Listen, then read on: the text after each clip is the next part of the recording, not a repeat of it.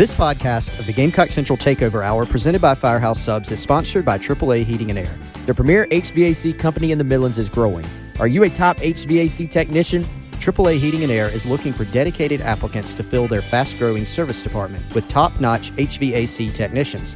If you're the best, then they want you. If you're ready to stop working and start a career, you can earn up to $100,000 plus a year at AAA Heating and Air. Quality candidates will have at least 2 years experience and a good driving record. Benefits include top industry salaries, commission on service and unit sales, set call limits, company-provided take-home vehicle and gas card, company-provided cell phone and tablet, health, dental, and vision benefits, 401k retirement plan with company match, and scaled PTO based on length of service. Contact Roy and Dana Finley at 803-677-1500 or check out their job postings on Facebook or ZipRecruiter. AAA Air when you need us. AAA Heating and Air. It's the Gamecock Central Takeover Hour with Chris Clark, Wes Mitchell, and Tyler Head on your home of the Gamecocks in Columbia. 107.5 The Game on 100.3 The Game in Myrtle Beach and 100.5 The Game in Florence. And welcome into the Gamecock Central Takeover Hour presented by Firehouse Subs. We're broadcasting live at Steelhands Brewing here in Casey, going until noon. Tyler, Colin, Wes, and Chris along with you. Of course, getting you closer and closer to South Carolina and Tennessee coming up Saturday night at 7:30, which you can listen to right here on the game. Yesterday, I talked to Vince Ferreira, who works for 99.1 FM, the sports animal out there in Knoxville, which is the flagship of the Gamecocks. One of the things I asked him about, the line for this game, sitting at 12, with Tennessee being favored. Does that number seem a little bit high to you guys? It certainly seemed high to him. Yeah, I thought I always kind of just in my head predict what it's going to be beforehand, and or at least give myself a window. I was thinking, I thought a little more than a touchdown. I didn't think double digits necessarily. I was kind of, I'm a little bit biased, a little bit of a homer, so whatever number I instantly think, I add one to it, and then that's my guess. So I was thinking like 8. That's where my head went. That's a pretty big number. I don't know if is Tennessee that good? Like, do we know that yet? Do we know that they're? That's not a great Florida team. We don't think. Maybe we're wrong on Florida. We don't know on anybody. They look awful against Utah. Well, and that's the only legitimate competition they faced. They faced a bad Virginia team, Austin Peay, an FCS team. Last week, UCSA, without their starting quarterback. So, we haven't really gotten a good gauge of exactly how good they are against solid competition yet. It's really weird because we've seen the South Carolina team, and some of it's probably baked into, the metrics and all that really poor performances, or that really poor performance against North Carolina probably weighting things down. Yeah. But, Stats Award Parker Fleming has a 35.8 predicted score for Tennessee, a 20.9 predicted score for South Carolina. So 35-21 or 36-21. Massey has it at 35-24 Tennessee, which is just, it's very, very odd to me that we look at it and see, well, this could easily be a one-score game. And most of these metrics, probably because Tennessee's played lower level competition. South Carolina's played 3 Power 5 teams. Mm-hmm. I think that probably skews some of it, too. ESPN's FBI matchup predictor. Y'all got any guesses? That thing's trash. You're off the FBI wagon now? Yeah, that's you used to like it. You don't like it anymore. I like it just as a one small indicator. Yeah, it's trash. It's fun. It's fun. Yeah. It's fun to talk about. It's like preseason rankings. 70-30. Collins? I'm you staring just at it looked right at now. it. Okay, Yeah. Tyler, and I look at it every week, too. 65-35. Yeah, you are both pretty on. Wes is 70-30, basically. 70.4, 29.6. Yeah, I feel like it's closer. And I think it's interesting, Tyler, you said that Vince thought that line was too high. I was talking to a couple Tennessee folks this week who, not Tennessee folks as in, Robert McVall on Twitter, but, actual people who actually cover the program. Vol fan Rob. I give him way too much airtime on our show, actually. Hashtag Vol Equalizer. Exactly. They're cut off for the rest of the week. I can't mention them again? Yeah, they're cut off. All right. Thank you, Wes. You get fined. Vol for life, Andy. You get fined. Yeah, all those people are cut off. Swear jar.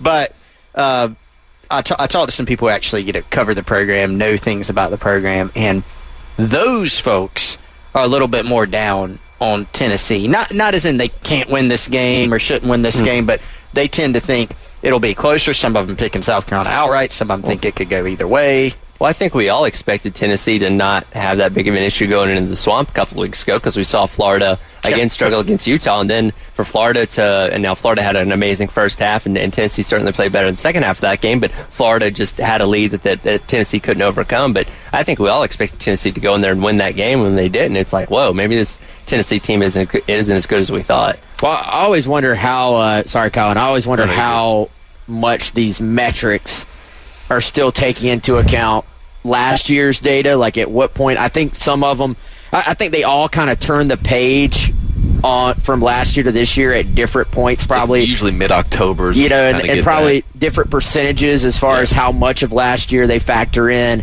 And, I think right now, South Carolina, especially if you start getting into the traditional stats, it's like, I see people commenting about South Carolina's defense, and they're putting out just, well, hey, South Carolina ranks here, here, and here in the SEC on just traditional, old school, like yards allowed, points allowed, rush yards allowed. And I'm like, they have played the most difficult schedule of anybody you're comparing them to in the SEC. So it's really not fair. This all stats don't lie. Yes, they absolutely do. So, I think I think some people were asking about this at the press conference. This is a little bit of a battle-tested South Carolina team at this point. They've been in tight games. They've been in Power 5 games. Most of the opponents they've played have not played the schedule. They would now, as the year goes on, everybody will kind of be in that same window. Right. But this team has been into battles, and I think the metrics. I love Parker Fleming's stuff, but his stuff doesn't give Spencer Rattler enough credit now. The South Carolina's passing efficiency or success rate. Yeah, that stuff looks pretty successful to me. That stuff because South Carolina has been more efficient and more successful throwing the deep ball, but they haven't been quite as efficient with those short passes. That hurts Spencer Rattler and those metrics. And so the average depth of target, I think, for Rattler isn't that far, but he's very efficient throwing the ball down the field. So things that are actually out of his hands are hurting his success or how he's viewed from those metrics. It's a very weird metric because South Carolina, per Parker Fleming statistics, the success rate, they rank 119th nationally in offensive passing success rate. That's crazy. 57th in rushing success rate, oddly enough. But you're counting those quick throws to the outside as your a run. Pass. Yeah. As a pass. But in South Carolina, in the metrics, viewing it as a run. Yeah, but in the metrics, they're a pass. What's weird though is that they're top 50 nationally in points per drive because they've been so explosive. Yes. Which is that's where you kind of have to look at the eye test, and that's why I hate when people kind of bash on. They just dismiss all these numbers. I'm not saying you are, but they just say, I don't want to hear it. You take the numbers and say, why is it this low? And it's like that because those quick passes are considered passes or this, but you look at it and say, well, they're scoring points because they're so explosive, because even when they're not efficient at times, Spencer Rattler can just drop back and throw a 50-yard ball on a dime.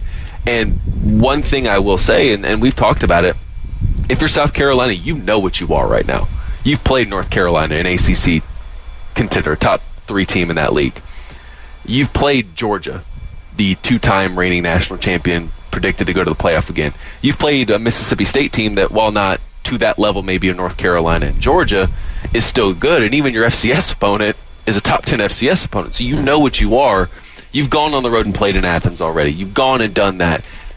Tennessee, if you're Tennessee, do you really know what you are? Because you played the worst Power 5 team, 2 G5 or an FCS opponent and a G5 opponent. You've gone and played Florida in the Swamp.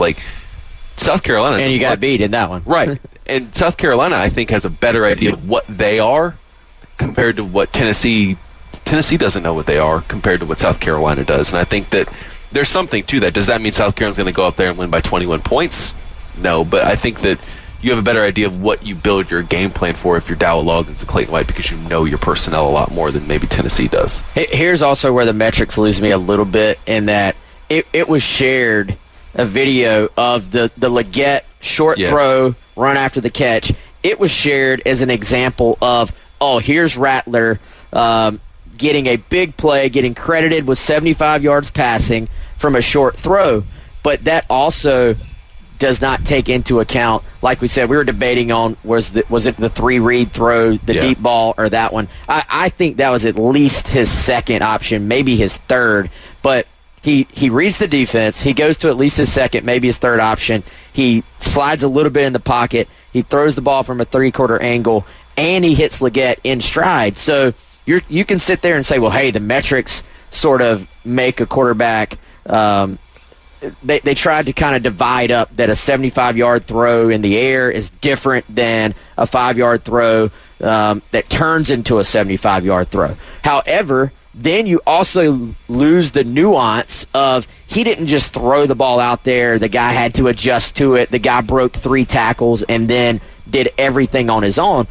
Rattler did things the right way in order to create that play as well. Which is, and I love, too, the turnover-worthy play stat, too, from PFF. I think that's a really, really telling one. And Rattler, if you go to Gamecock Central, there's a story on it now, but his rate of turnover-worthy plays are vastly lower. Like, just the rate of it. Obviously, you've only played 4 games to 12 in a regular season last year, but that's down from, I think it was, as the story loads, I think it was like 5.3% last year, and right now he has 3 through 4 games. He's averaging less than a turnover-worthy play per game, and 2 of those came against Georgia. So that's something that, yes, success rate and EPA, and you can throw all these numbers out there and these acronyms out there, but Rattler has a turnover-worthy play on 1.8% of his dropbacks. Last year it was 4.3. Now his big-time throw rate is down this year compared to last year, but he's doing more things efficiently in that intermediate game, allowing guys to make plays, and I think that there's no stat that's going to show you making the right decision at the right time, and I think that's what he's doing so well right now through 4 games. Yeah, and I don't like penalizing. I'm totally with Wes. Don't like penalizing a guy for making a great decision. I agree. And making a great decision and then making, instead of just, it's a short throw. No, look at everything else. Dowell Loggins mentioned the throw to Mario Anderson. It was a throw to the flat. Yeah, let me say real quick, too, Chris, a point I keep meaning to make. It would be one thing if all of your throws were the short ones and you were getting all your passing Check yards down off Charlie. of that. Yes, exactly. Continue. Yeah, and it's not. Like, we've seen both of those from Spencer Rattler. I mean, we don't penalize quarterbacks who throw the ball downfield and have an Alshon Jeffrey, Xavier Leggett, or name your big-time wide receiver across the country, go up and get the football. I mean, oftentimes, great throw, great decision. Right. Well, your receiver did just as much of that work, to go up and get that football too. We don't penalize them for that. So I think you have to mix the stats and the eye tests. And, I mean, Spencer Rattler's passing both of those right now. He's 9 of 15. Now, he's only thrown 15 passes this season, 20-plus yards downfield, air yards, throws that actually go 20 yards. But he's completed 60% of those for 380 yards. That's 25.3 yards an attempt with 3 touchdowns and 1 interception. You'll take that every single day when you go deep. Absolutely. Especially compared to what you're talking about Joe Milton earlier. He's at, 9? He's at 7 of 27. Like, it's just, right. That's where you get into what is he doing and how well is he doing it. And I think that's where the eye test comes in. Absolutely. We'll hear a little bit more from what the coordinators had to say yesterday ahead of the Tennessee game coming up on Saturday as the Gamecock Central Takeover Hour presented by Firehouse Subs rolls on live out at Steelhands Brewing in Casey here. It's time for kickoff, and the Believe podcast will get you ready for the new season. If you don't dominate in the running game, you won't win this football game. Believe has podcasts covering all 32 professional teams and many of your favorite college teams, too. He was always kind of one step ahead of everybody. Sideline to sideline, end zone to end zone. He's been such a part of the fabric of this team, so closely associated with the city, with championship-level football. Search BLEAV podcasts wherever you listen. The game. Welcome back in. It is the Gamecock Central Takeover Hour presented by Firehouse Subs. Tyler, Wes, and Chris broadcasting live out at Steelhands Brewing in Casey. Colin had to bounce. Me and him are doing the halftime show coming up from noon to 3 right here after the Takeover Hour. Of course, Saturday night, you got the Gamecocks and the Volunteers out at Neyland Stadium. Coordinators speaking to the media yesterday. One thing that Dow Loggins talked about was the hostile environment that Neyland Stadium is going to be and cleaning up some of the pre-snap penalties that we've seen South Carolina deal with this season. Here's what Coach Loggins had to say yesterday. It is. That was one of our playing smarter football, playing cleaner football was one of our emphasis going from that game to the last one. It will continue. We're going to play in an awesome environment. I played there as a player like in 2002. I think we lost like a 5 or 6 overtime game where Witten caught a seam down the middle and beat us. In like the 5th or 6th overtime, we missed 3 field goals. So we're going to have to check the tape what Bob Holt said on that being the best holder ever. But it is like all these SEC venues, you feel the atmosphere. Just like people when they last week, Mississippi State felt ours. Like you come in these things and they're packed houses with passionate fans, and you feel it on third down, you feel it on backed up situations, you feel it in the red area, especially near their student section. It takes concentration. It takes extreme discipline. We practice this stuff.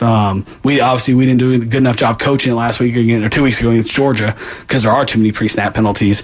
That's something we need to continue to improve on, is playing clean football. We've taken a step in the right direction, and this week will be another huge test in an awesome environment, in a hostile environment.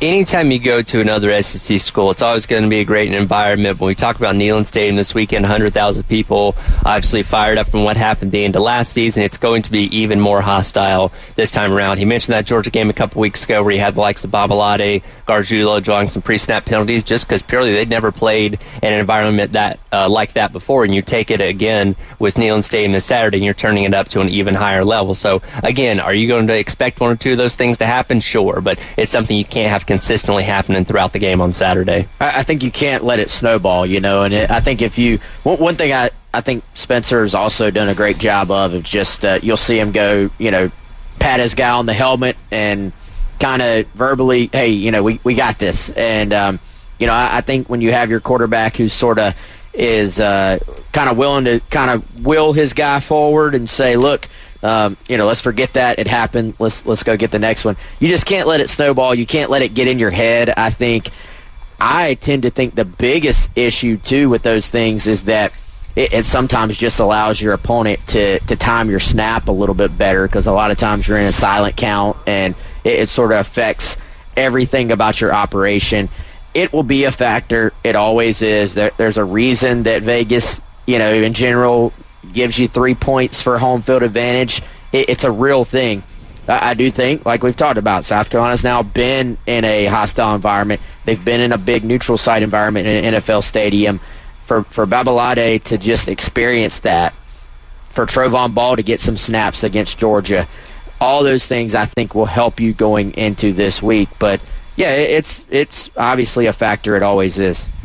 Yeah, and I look at South Carolina's field position, guys, really dialing into the last couple games. It's been awful. Really bad. Really bad. It's been awful all year, actually, I feel like. Yeah, it has all year. And I was pulling some of the numbers from the past couple games. I mean, I'm only on the first half of the Georgia game, but they started at 35 because Georgia kicked it out of bounds, scored a touchdown.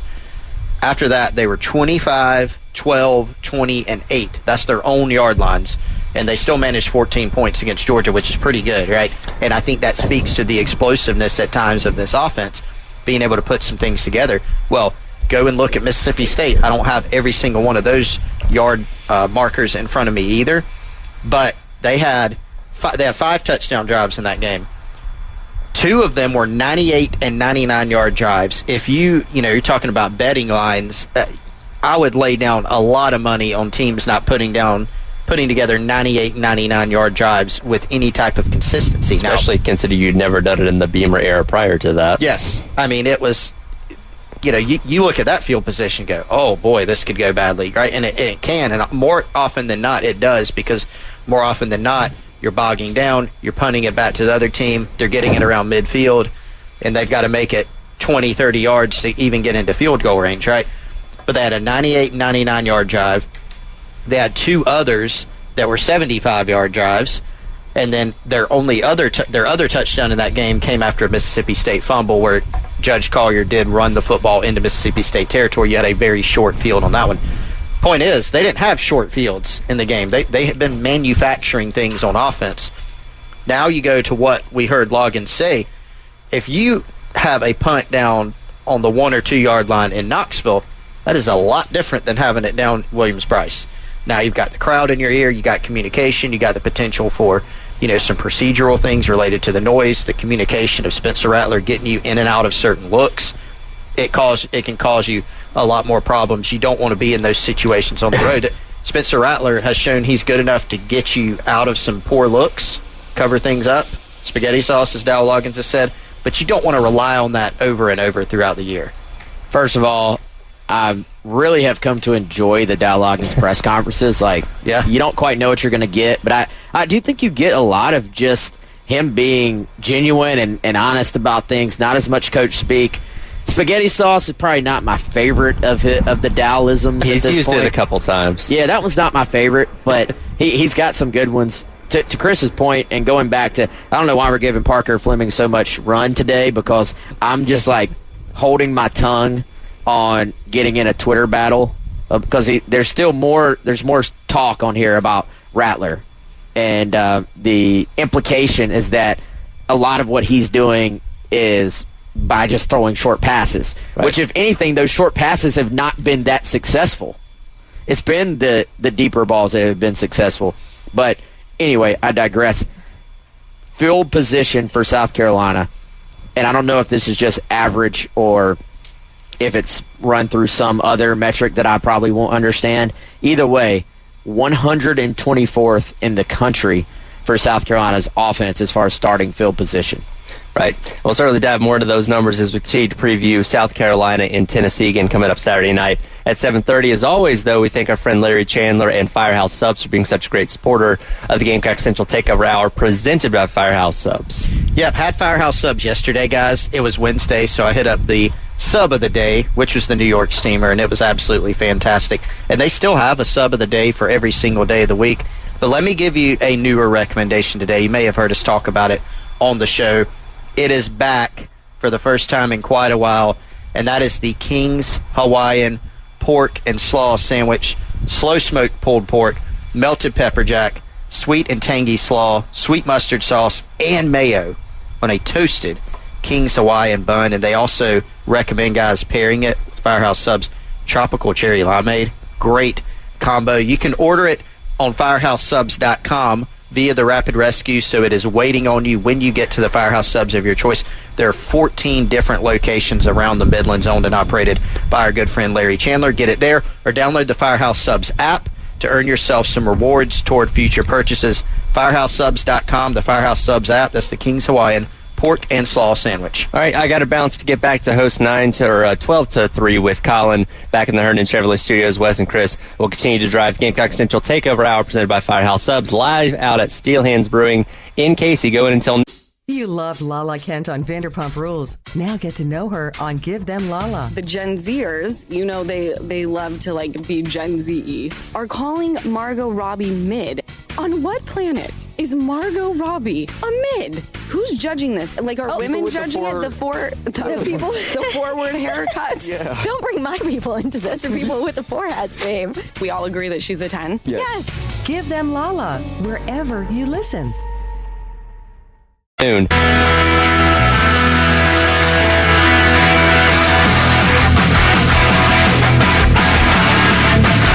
What you're talking about. Sponsored by Love Chevrolet. On your home of the Gamecocks. In Columbia, 107.5 The Game. Also heard on 100.3 The Game in Myrtle Beach. And 100.5 The Game in Florence.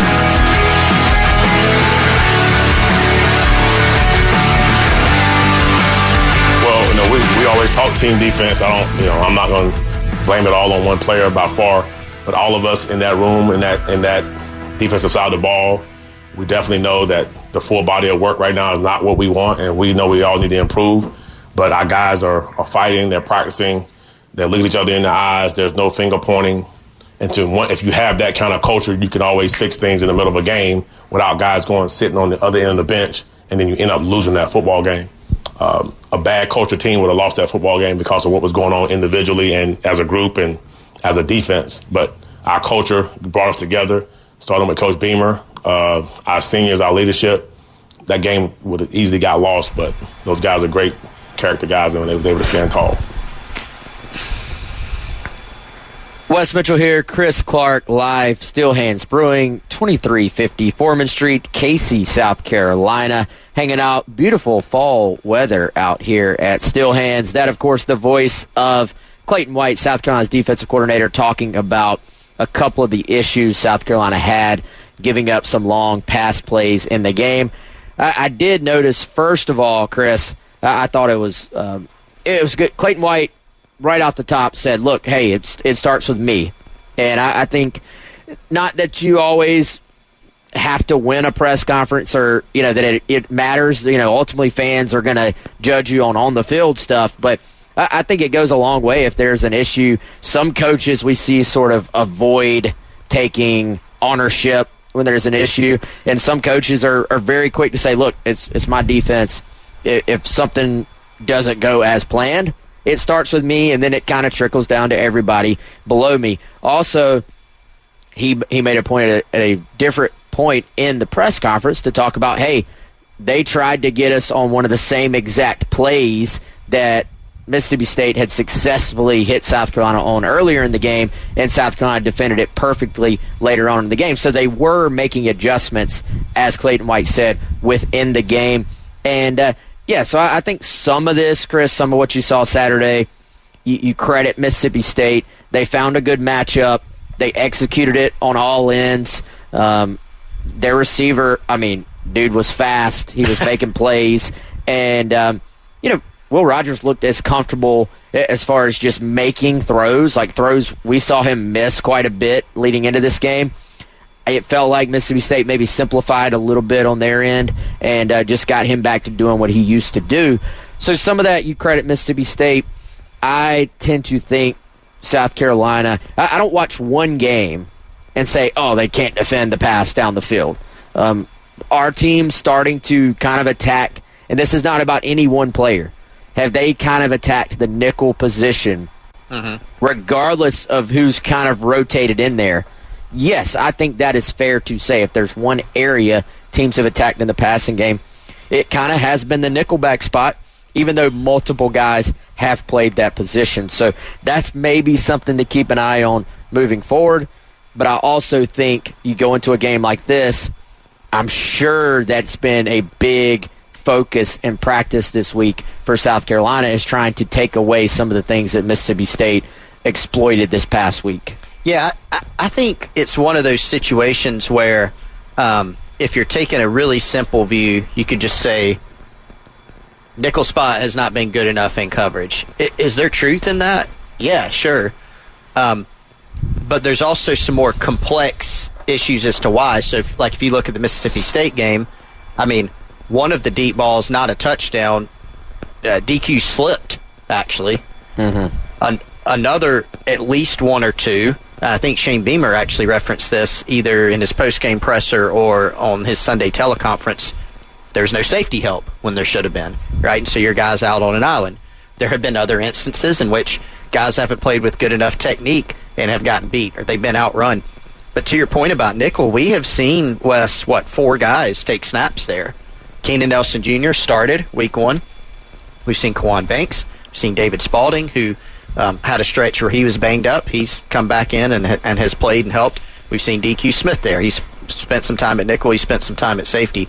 Jalen Kilgore is a freshman, of course, getting in there at safety. But whether it's cleaning up some technique issues, whether it's cleaning up the assignments, which, as you pointed out, and as Clayton White pointed out, we saw that even as an in-game adjustment, they were able to clean up some of those things. Or personnel, like trying to figure out, maybe it's still an ongoing process of what is your best 5 at each position in the secondary, because as Beamer has said, you don't have as much depth as you would like there. And so they've used a lot of guys, but it seems like they haven't maybe settled on their best 5 yet. So I think it's all of those things that have factored in. But you're right, Mississippi State, from what I saw, they really were scheming up to try to get those favorable matchups. And to credit, I mean, Tulu Griffin is a matchup problem, right? The issue for South Carolina is there are other teams that are going to give you matchup problems too, because they also have really, really good wide receivers and they've got quarterbacks who can get it to them. Well, and I think there's multiple ways you can approach that nickelback spot. You can approach it as I'm going to put a cornerback at nickel, or I'm going to put more of a safety at nickel, and ultimately you kind of want a guy that can do a little bit of everything. But the second you just say, all right, we're just going all in on coverage, we're going to put a smaller guy in there, we're going to put a coverage guy in there, then you start getting blown up on quick screens, and you're going, well, why are we getting blown up on these quick screens? Well, I think, DQ Smith, it's one of those things sometimes if you mess up an assignment in football, nobody even knows you messed up an assignment. When you mess up an assignment in man coverage in football, and again, some of these plays, he thinks he has safety help, and it's not there. Another play he throws, he falls down.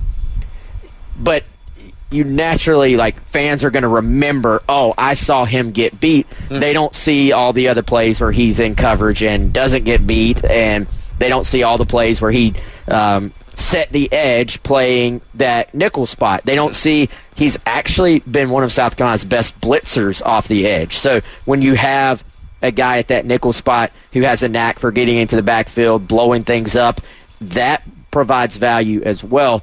I think where South Carolina kind of hurts right now is when you do face a team that has that just speedster at that slot spot on the other side. Nickel is almost always lined up across from the slot receiver. So if you're in man coverage and you just have a burner, you have to bracket him, you have to maybe slide coverage over, or you have to try to match up by putting kind of that cornerback type at nickel. Well, South Carolina just does not have the depth at corner that they did last year, where we saw them kind of be able to move guys around, especially once they got healthy in the secondary.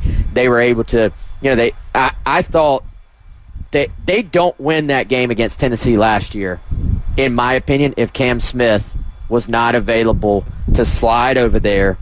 They said, look, we're playing man coverage, we're putting Cam Smith there, and we're going to dare you to throw the ball down the field on us. And, did they give up some yardage? Of course they did. That was a great Tennessee offense. But that, to me, put them in a position to win the game. So I think, like anything, you kind of at times want to be able to play the matchups on defense. If it's third and long, you want to be able to maybe add that additional cover guy in there. We did see them play some dime, personnel-wise, I think, in the game and passing situations this past week. But I think as the year goes on, maybe the guy we haven't talked about enough, Chris, Judge Collier. There's an article from our own Jack Veltri on there who, as far as talking about Judge and his ability to come along and his progress as a true freshman, as this year progresses, maybe Collier coming along gives you a little bit more of an ability to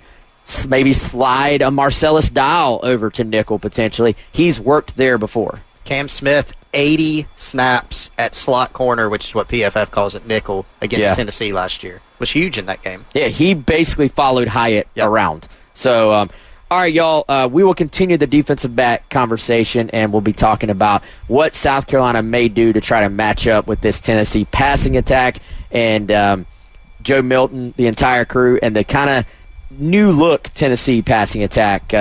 We'll be continuing that on the other side. The game will be at the beach. It's the Gamecock Central Takeover Hour with Chris Clark, Wes Mitchell, and Tyler Head on your home of the Gamecocks in Columbia, 107.5 The Game. Also heard on 100.3 The Game in Myrtle Beach and 100.5 The Game. I don't think I've seen anybody who can throw the ball on tape farther than him. So that's a challenge. One, he's big, he can run. Obviously, he had an 81-yard run last week against UTSA. Is that correct? UTSA. Watched a lot of tape, so it all comes together. So 81-yard touchdown run against them. So that combination right there is lethal. I think that, obviously he's a quarterback who I remember seeing him in 21 to warm up. So he warms up and throws the balls from the 50 to the end zone, through the end zone, just to intimidate us. But he has a strong arm, and he's definitely a talented man. And South Carolina defensive coordinator Clayton White there talking, of course, about Joe Milton. Chris Clark here, Wes Mitchell, still live from Steelhands Brewing. One more segment before we hand the keys over to Tyler and Colin back in studio. Chris, Clayton White said he's got 50 in his arm. Clayton White, a former quarterback. That's pretty good, yeah. Former quarterback, so I do believe him. Quarterback turned linebacker. Yeah, I do believe him. But Joe Milton, I mean, it's been talked about all offseason. The strongest arm in the history of football. but seriously, I mean, the consensus is strongest arm in college football right now, probably. Yeah. Is there anybody else up there? Oh, there's some strong arms. Well, yeah, but this is on another level. I don't think so. Not this year. I think he's a different guy than Hendon Hooker in a lot of different ways. Mm-hmm. He had the 81-yarder last week, which the running game's really not a huge part of what he does. And you look at, 21 miles an hour? Like, yeah, that's impressive at that size. I think he's a little bit of a build up to speed guy, though. It's kind of my take on it. Like, you look at him run like that, and you're like, well, why is the running game at his size not a bigger factor in what he does?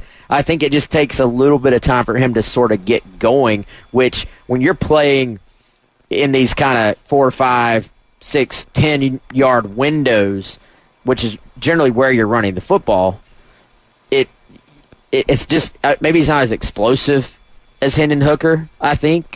Sometimes he just doesn't choose to run maybe as much as Hooker did, but I don't know necessarily if the explosiveness is there. We talked a lot about the notion of forcing Joe Milton into mistakes or just forcing errant throws or covering a guy well enough to where the throw has to be perfect, right? Because if you go back and look at statistically or you just watch Joe Milton throughout his career, there have been times when accuracy has been an issue. Now, he's improved on that the last couple of years, Wes, but it's hard to get a great sample size, right? The interception that he threw against Florida in their game the week before last was his first interception since 2020. But he had not been a full-time starter, right? 2021, 2022, and then coming into this year, last year in spot duty, he was 10 touchdowns, no interceptions, right? And 65% completions. This year it's 62% completions, 8 touchdowns, 1 interception, and he already has 925 yards. So the numbers have been, pretty good there through the first 4 games. But I still think there's some questions about it. Yeah, nobody questions the arm talent, the size. We know from what we saw in that run against UTSA, he's also got the speed. But what we don't know yet is Joe Milton an elite level quarterback, not physical traits, but an elite level quarterback in his first time in a while stepping into that starting role. They've really had one big test that was against Florida. I don't think Joe Milton was he wasn't the problem, quote unquote, in that game. I think Tennessee had a lot of issues in that game, but that's really the only test they've had. Whereas South Carolina, as we have covered, they have been tested multiple times already this season. So we're obviously talking Joe Milton right now, but ultimately this game will get back to South Carolina's ability to stop the run, I think, against the Tennessee offensive front that has been pretty good at the running game, and 3 really good backs who create high yards per carry. I think the top 2 yards per carry guys in the SEC are both at Tennessee, and that's not one of those things where it's like one guy has 3 rushes for 60 yards and it's skewed. They all have a legitimate sample size of rushes. I go back to this win for South Carolina over Mississippi State, and if you told me even going into this game, man, that South Carolina could just pick one, hey, do you stop the pass or do you stop the run? Pick one and just let the other fall where it may. You're picking stop the run. Absolutely. 10 out of 10 times, I think. So I still don't think we have given quite as much credit to South Carolina for just how well they stopped the run against Mississippi State. Let's lean on another Twitter stat guy, our boy Clark Brooks, SEC stat cat. Yesterday, he got through his deep, and then another deep, add another one on there. Really, really, really deep. The Shane yes. Gainer. Yeah. Breakdown of this game. And according to Clark Brooks, again, follow him on Twitter at SEC_StatCat. Mississippi State had negative rush yards before contact in the game, and rocked a 56% stuffed run rate. So I'm not a genius on what all these analytics mean, but stuffed run when you're on offense is not good. Over half of their runs got absolutely stuffed, and they allowed 8 tackles for loss to South Carolina versus having just 5 what you would call successful carries for Mississippi State. The running backs failed to log an explosive play, a gumption run, which I don't quite know what the definition of that is, but I know a gumption run would be a positive thing. Yes. And they did not have those. Or even a first down carry. How did that happen? I think the longest run in the game was the 7-yard. I know the longest run by running back was by Woody Marks, and it was 7 yards, and I think that was his touchdown run. That was the best blocked play that they had all night. And that should count as a first down carry. Yes. Because you got a touchdown. If it's a touchdown, it should count as a first down carry, in my opinion. But either way, it would be 1 if you even credited them. So the longest run by any running back in the game, period, was 9 yards by Mario Anderson then, because South Carolina's longest run was 9 yards. That's right. Tulu Griffin had the long run for Mississippi State, a receiver, 9 yards. Spencer Rattler for South Carolina at 28 yards. Yes. Not a great display. No, it really wasn't. All right, y'all, we are out of time here, but once again, shout out to Steelhands Brewing. Always great hosts, always a great place to come hang out. And, it's a beautiful day to come hang out outside, get some Sandstorm Lager. We're out of time, but we're going to turn the keys over to our friends Tyler and Colin. For Chris, I'm Wes. We'll see you tomorrow. Former Navy SEAL Sean Ryan shares real stories from real people from all walks of life on The Sean Ryan Show. Guest Brandon Fugel. Now, Skinwalker Ranch is the most Googled location in the entire world. For whatever reason, we're seeing the highest level of UFO sightings and paranormal activity. And this has been going on for decades, if not millennia. And we're finally bringing it to the public's attention. The Sean Ryan Show on YouTube or wherever you listen.